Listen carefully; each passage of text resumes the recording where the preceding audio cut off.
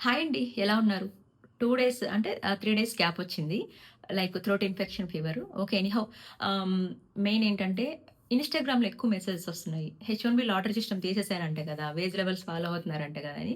ఎందుకంటే నేను యూట్యూబ్‌లో వీడియో పెట్టా కూడా నాకు యూట్యూబ్‌లో కామెంట్స్ తక్కువుంటాయి. ఎందుకంటే నేను ఫుల్లీ ఫోకస్డ్ న్యూస్ మీద చేస్తలేను కాబట్టి సో, కొంచెం నాకు నా న్యూస్ మీద కాన్సంట్రేషన్ తక్కువే ఉండొచ్చు ఆబ్వియస్‌లీ. ఇన్‌స్టాగ్రామ్‌లో అయితే చిన్న షార్ట్ పెడతా గదా! దానికి ఎక్కువ వస్తాయి. పర్సనల్‌గా నాకు మెసేజెస్ చేస్తారనమాట. ఏమైందక్క 2 డేస్ నుంచి ఇన్ఫర్మేషన్ తెస్తలేరు అనేసి. సో, కొంచెం అది. ఓకే. పాయింట్‌కొచ్చేద్దాము. ఇప్పటి నుంచైతే హెచ్-1బీ లాటరీ సిస్టమ్ తీసేసారు. వేజ్ లెవెల్ ఫాలో అవ్వాల్సిందని చెప్పేసారు.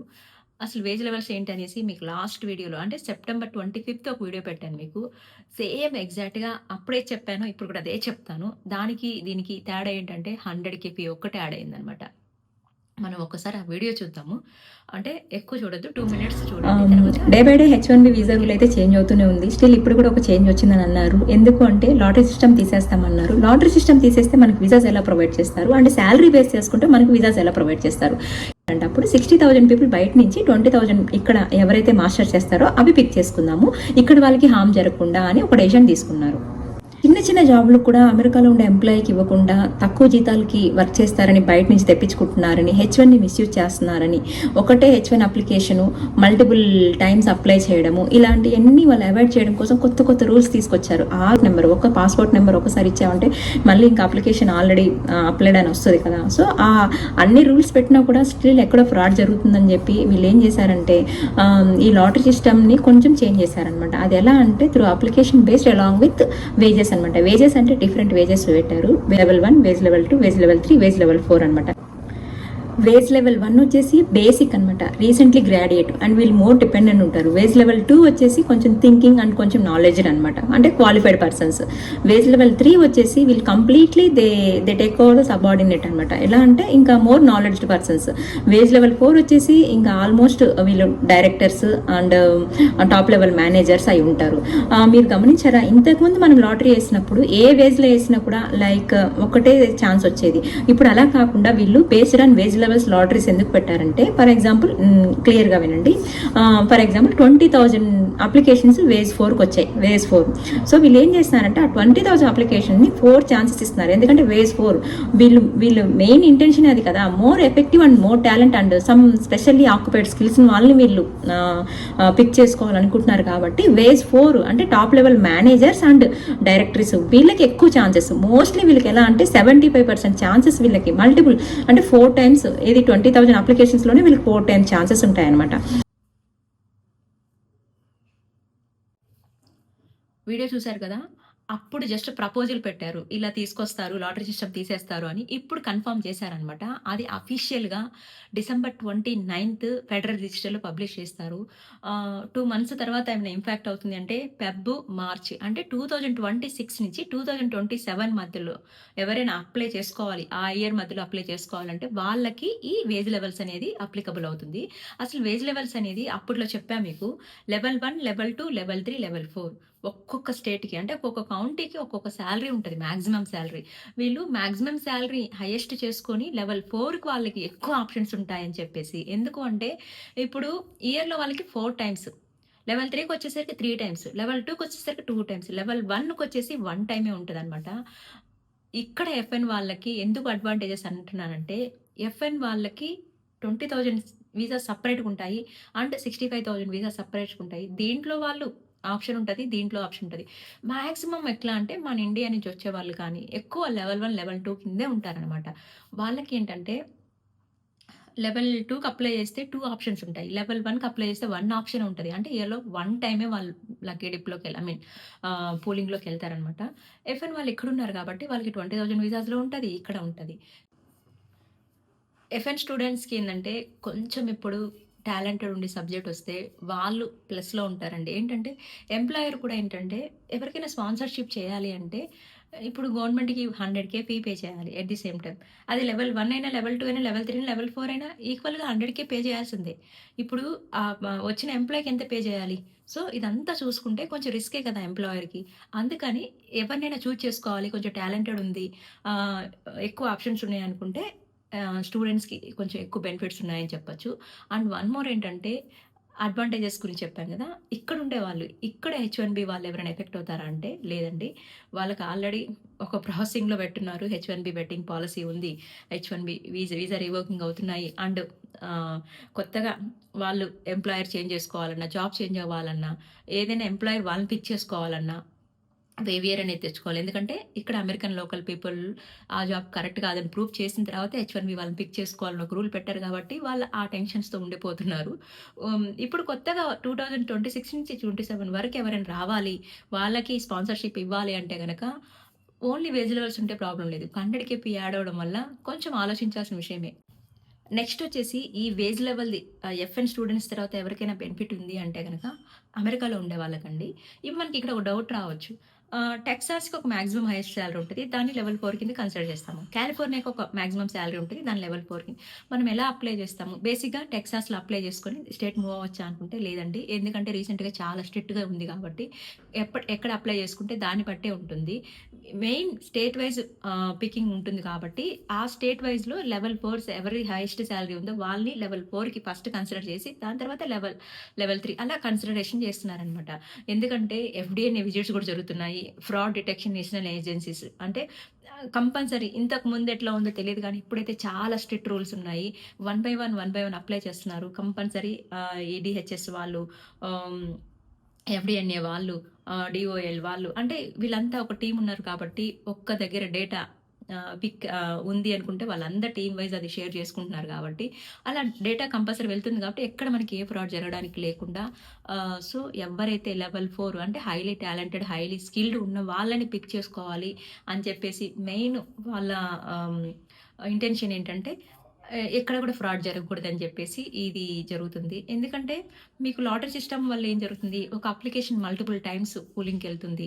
కొంతమంది దాన్ని పిక్ చేసుకుంటున్నారు. కొంతమంది పిక్ అయినా కూడా రావట్లేదు. అలా ఇవంతా జరగకుండా ఉండడం కోసం ఆహ్, ఈ వేజ్ లెవెల్ సిస్టమ్ అనేది పెట్టారు. అండ్ ఇంకొకటేందంటే లెవెల్ 1, లెవెల్ 2 వాళ్ళు ఇండియా నుంచి అమెరికాకి రావాలి అంటే కొంచెం ఆలోచించుకోవాల్సిన విషయమే. ఆహ్, మీకు లెవెల్ 1కి సాలరీ మీకు చెప్పుంటాను ఎగ్జాంపుల్‌కి $80,000 పే చేస్తారు. $80,000 మీకు పే చేయాలి అంటే గవర్నమెంట్‌కి $1,00,000 వాళ్ళు పే చేయాలి. ఎవరైతే మీకు స్పాన్సర్‌షిప్ ఇస్తున్నారో ఎంప్లాయర్ లైక్ ఐటీ కన్సల్టింగ్ కానీ ఆహ్, ఎంప్లాయర్ అంటే కంపెనీ కావచ్చు మీకు చెప్పా కదా! ఎవరైతే మీకు స్పాన్సర్‌షిప్ ఇస్తున్నారో వాళ్ళు మీ తరపున కంపెనీకి $1,00,000 పే చేయాలి. అండ్ మీకు 80,000 సాలరీ ఇవ్వాలంటే వాళ్ళకి ఎంత రావాలి? అంటే ఎక్స్‌పెన్సెస్ మీ ట్రావెల్ ఎక్స్‌పెన్సెస్ కానియండి, మీ సాలరీ ఎక్స్‌పెన్సెస్ కానియండి, లైక్ అదర్ అంటే అయన్నీ ఆలోచించుకుంటే ఎంతొస్తే మీకు $1,00,000 మీ తరపున గవర్నమెంట్‌కి పే చేయాలి. అట్ ది సేమ్ టైమ్ 80,000 మీకు పే చేయాలి. సో, అవన్నీ ఆలోచించుకుంటే కొంచెం కష్టం అనమాట. ఎందుకంటే employer M employer to employee అనేది ఎంత మినిమమ్ ప్రాఫిటబుల్ ఉంటేనే కదా వాళ్ళు ఆలోచించేది. అది. లేదు మీ అవసరం బియాండ్ దట్ ఉంది అనుకుంటే కంపల్సరీ $1,00,000 పే చేస్తారు. మీకు మినిమమ్ వేజ్ లెవెల్‌ని బట్టి మీకేదైతే లెవెల్ 1, లెవెల్ 2 వాళ్ళు మీ అవసరం ఉందనుకుంటే కంపల్సరీ ఆ లెవెల్‌కి అప్లై చేసుకొని స్పాన్సర్‌షిప్ ఇవ్వడానికి రెడీగా ఉంటారనమాట. నిన్న మొన్నటి వరకు హెచ్-1బీ లాటరీ సిస్టమ్ ఉంటే మనకేందంటే లక్ ఉంటే ఎళ్తాము. లక్ లేకపోతే ఉండిపోతామన్న హోప్‌లో ఉండేది. ఎందుకంటే చాలామంది డ్రీమ్ అండి. తెలీదు నాకు బేసిక్‌గా చాలామందేంటంటే అమెరికా అని చాలా రకాలుగా ఎలా అంటే కొంతమంది డ్రీమ్‌తో వస్తారు. కొంతమంది కెరియర్ అంటే కొంచెం మూవింగ్ కోసం వస్తారు. అలాంటి వాళ్ళకేందంటే ఇప్పుడు ఈ లాటరీ సిస్టమ్ తీసేసిన తర్వాత 90% ఛాన్సెస్ తక్కువుంటదనమాట. వేజ్ లెవెల్‌కి ఎళ్ళాలి అంటే గనక వాళ్ళ ఎంప్లాయర్ స్పాన్సర్‌షిప్ వాళ్ళకి ఏ లెవెల్‌లో ఏస్తారో తెలీదు కదా! వాళ్ళ సాలరీని బేస్ చేసుకొని, అసలు వాళ్ళ టాలెంట్ ఇక్కడ ఎంతవరకు ఏ లెవెల్‌కి సెట్ అయితది? వాళ్ళకంత సాలరీ ఎంప్లాయర్ పే చేయగలడా? సో, అవన్నీ ఆలోచించుకొని ఎంప్లాయర్ ఇక్కడ మీ అవసరం ఎంతవరకు ఉంటుందో దాన్ని బట్టి అప్లై చేస్తారు కాబట్టి 90% ఆఫ్ ద ఛాన్సెస్ తక్కువే ఉంటాయి కదా! సో, అందుకని కంపారిటివ్‌లీ లాస్ట్ ఇయర్స్‌తో పోలిస్తే ఈ ఇయర్ కొంచెం తక్కువ ఛాన్సెసే ఉన్నాయని చెప్పొచ్చు. అండ్ ఇంకొకటేంటంటే ఎఫ్ఎన్ వాళ్ళకెందుకు ఎక్కువున్నాయి అనంటే వాళ్ళకి ఎఫ్ఎన్ వీసా ఎంతుంటది? 5 ఇయర్స్ ఉంటది కదా! 5 ఇయర్స్‌లో వాళ్ళకి 2 ఇయర్స్ స్టడీ అయిపోతది. స్టెమ్ ఓపీటీ 3 ఇయర్స్ ఉంటదనమాట. 3 ఇయర్స్‌లో 85,000 వీసాస్‌లో 65,000 బయట నుంచి వచ్చే వాళ్ళకి, 20,000 ఇక్కడొచ్చే వాళ్ళకని చెప్పా కదా! ఎగ్జాంపుల్‌కి లెవెల్ 1 తీసుకున్నా కూడా వాళ్ళకి 65,000లో ఒక పూలింగ్‌కెళ్తారు. 20,000లో ఒక పూలింగ్‌కెళ్తారనమాట. సరే ఇంకా బాగా ఎవరైనా ఇంకా చెప్పా గదా! ఈ టైంలో టాలెంట్ అనేది బయటపడతదనమాట. మన ఎంఎస్ స్టూడెంట్స్ అందరూ చాలా కొంచెం బెస్ట్ ఆఫ్ లెక్క చెప్తున్నాను. ఎందుకంటే కొంచెం మీరు ప్రాపర్‌గా కొంచెం సబ్జెక్ట్ మీద ఎక్కువ ఫోకస్ పెట్టండి. మీ టాలెంట్ అనేది ఇప్పుడు ఎవరైతే ఒరిజినల్ టాలెంట్ ఉంటదో వాళ్ళది ఇప్పుడు బయటపడతదండి. మీ టాలెంట్ ఉండి మీరు మంచిగా 1,20,000 1,30,000 సాలరీ గెయిన్ చేయగలిగా $30 సాలరీ మీరు తెచ్చుకున్నారంటే గనక మీరు లెవెల్ 2 కిందకొచ్చినా కూడా మీకు 65,000లో 2 టైమ్ పోలింగ్స్‌కెళ్తారు. 20,000లో 2 టైమ్స్ పోలింగ్‌కెళ్తారు. మీకు 4 4 టైమ్స్ అంటే ఇయర్‌కి 4 టైమ్స్ మీరు లెవెల్ 2 కిందకున్నా కూడా 3 ఇయర్స్ 3, 4 ఇంటూ 12 టైమ్స్ మీరు లాటరీకి ఐ మీన్ పికింగ్‌కెళ్తారు కాబట్టి మీకు బెస్ట్ ఛాన్సెస్ ఉన్నాయి కాబట్టి కంపల్సరీ మీరు ఈ టైంని యూజ్ చేసుకోండి. ఎందుకంటే ఎక్కువ టైం ఫోకస్ స్టడీ మీద పెట్టండి. చాలామంది పార్ట్ టైమ్‌లోనే ఉండిపోతున్నారు. పార్ట్ టైమ్స్ పక్కన పెట్టండి. కొంచెం సేపు ఎందుకంటే లక్షలు పెట్టుకొని ఇంత దూరం వచ్చారు కాబట్టి మీరు మీకొచ్చిన అవకాశాన్ని యూజ్ చేసుకోండి. ఆహ్, అంటే బేసిక్‌గా ఏంటంటే వాళ్ళ ఫీజు వాళ్ళు కట్టుకోవాలి. ఎవరి మీద డిపెండ్ అవ్వద్దని చెప్పేసి ఎక్కువ పార్ట్ టైమ్ మీద ఫోకస్ చేస్తున్నారు కదా! పార్ట్ టైమ్ మీద ఫోకస్ తగ్గిచ్చేసి కొంచెం స్టడీ మీద కాన్సంట్రేట్ చేయండి. మీకిచ్చిన బెస్ట్ ఆపర్చునిటీ అనుకోని దాన్ని మంచిగా యూజ్ చేసుకోండి. అండ్ వన్ మోర్ ఇక్కడ హెచ్-1బీ వాళ్ళు ఇది అప్లై అవుతుందా అని అంటే అసలు ఇక్కడే ఎవరైతే హెచ్-1బీ వాళ్ళు ఉన్నారో వాళ్ళకి ఆల్రెడీ ఉన్న టెన్షన్స్ సరిపోతాయండి. ఎందుకంటే వాళ్ళకి లైక్ జాబ్ మారాలన్నా ఈ 100K ఫీ అప్లై అవుతదా? ఆళ్ళు ఆ టెన్షన్‌లో ఉన్నారు. సో వాళ్ళకైతే ఇది అసలు ఈ వేజ్ లెవెల్ వాళ్ళకి రాదండి. ఇక్కడే వారు వేరే జాబ్‌కెళ్ళాలన్నా, వేరే ఎంప్లాయర్‌ని చేంజ్ చేసుకోవాలన్నా, వేరే స్టేట్ మారాలన్నా గూడా వాళ్ళకి అసలు ఈ వేజ్ లెవెల్స్ అనేది వర్తించవు. ఆహ్, సో బయట నుంచి ఎవరైనా రావాలి అంటే గనక ఇప్పట్లో కొంచెం కష్టమైన పరిస్థితే అని చెప్పి అంటున్నారు. ఇప్పటికైతే లాట్ సిస్టమ్ తీసేసారు. ఫ్యూచర్‌లో వస్తదో లేదో తెలీదు. ఈ ఇయర్‌కైతే లేదు. అది కూడా డిసెంబర్ 29 అఫీషియల్‌గా ఫెడరల్ రిజిస్టర్‌లో పబ్లిష్ చేస్తున్నారు. అది కంపల్సరీ ఇంపాక్ట్ అవుతుంది. అండ్ వన్ మోర్ చాలామంది హెచ్-1బీ ఆహ్, వీసాస్ రిఫ్యూజ్ అయిపోతున్నాయన్నారు. వితిన్ ఏ డేలో అవి కంపల్సరీ అప్రూవ్ అయిపోతున్నాయి. చాలా మెసేజెస్ వచ్చాయి. అన్ని మెసేజెస్ చూపించడం కూడా అది టైం వేస్టు. మొత్తం సైట్‌లో క్లియర్‌గా పెట్టున్నారండి. వాళ్ళు ఏ ఇష్యూ మీద రివోక్ అయింది, రిఫ్యూజ్ ఎందుకు పెడుతున్నారంటే చాలా మందికి సోషల్ మీడియా వెట్టింగ్‌ది కొంచెం డిలే అయితుందని చెప్పారు. అది వచ్చేసి చెకింగ్ అయిన తర్వాత మళ్ళీ ఆటోమేటిక్‌గా సీఈఎస్సీ వెబ్‌సైట్ అని చెప్పా కదా! దాంట్లో అప్రూవ్ అయిపోతుంది. ఒకసారి చెక్ చేసుకోండి. చెక్ చేయండి. నాకిక్కడ 2, 3 క్వెషన్స్ ఉన్నాయి. నేను డిస్‌ప్లే మీద పెడతాను. కొన్నైతే పర్సనల్లీ ఇన్‌స్టాగ్రామ్‌లో వచ్చాయి కాబట్టి అయి నేను పెట్టలేను. మెయిన్ ఏంటంటే ఒకతను సంథింగ్ ఓపీటీలో ఉన్నట్టున్నాడు.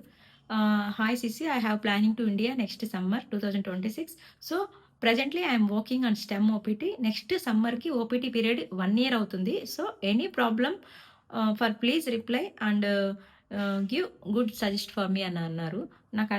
ఎందుకంటే మనకు 100% మనకు తెలిస్తే రిప్లై ఇవ్వాలనమాట. మనం ఏదో అజ్యూమ్ చేసుకొని రిప్లై ఇచ్చామనుకో వాళ్ళకి ప్రాబ్లమ్ అవుతది. అందుకని నేనేం చేస్తున్నా అంటే సరే అట్‌లీస్ట్ ఈ వీడియోలో షేర్ చేస్తే ఎవరికైనా ప్రాపర్ ఇన్ఫర్మేషన్ తెలిస్తే దానికొక రిప్లై ఇవ్వండి. నేనది post చేస్తానది.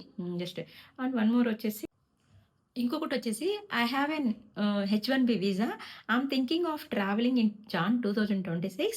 What type of consequences will I face at the port of entry? Please assist అని చెప్పేసి చెప్పారనమాట. ఒకసారి దీని గురించి కూడా మీకేదైనా ఇన్ఫర్మేషన్ తెలిస్తే కామెంట్ ఇవ్వండి. నేనది పోస్ట్ చేస్తాను అది కూడా. ఎందుకంటే నేను రిమైనింగ్ అన్నీ నేను ఆల్మోస్ట్ ఇచ్చేసాను. కొన్ని ఏవైతే నేను ఇవ్వలేని అనేది మీతో షేర్ చేసుకుంటున్నాను. కంపల్సరీ మీ వాల్యుబుల్ ఆహ్, ఇన్ఫర్మేషన్ కూడా చాలా ఇంపార్టెంట్. ఎందుకంటే ఇది కెరియర్‌కి సంబంధించింది. వాళ్ళ ఒక హెచ్-1బీ లైవ్‌కి సంబంధించింది కాబట్టి కోసం మీ సజెషన్ అడుగుతున్నాను. హ్మ్.